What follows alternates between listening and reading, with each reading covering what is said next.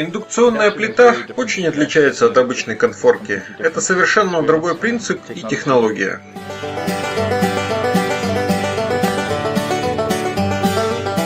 Внутри плиты есть электромагнит, который создает переменное магнитное поле и превращает кастрюлю в нагревательный элемент. Плита лишь слегка нагревается от отраженного тепла из кастрюли. Яйцо.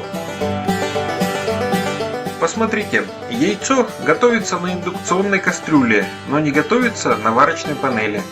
Видите, индукция превращает кастрюлю в нагревательный элемент. Умно, не так ли?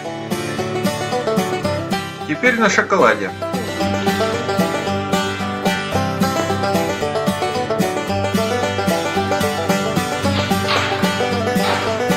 Опять же, не плавится вне кастрюли.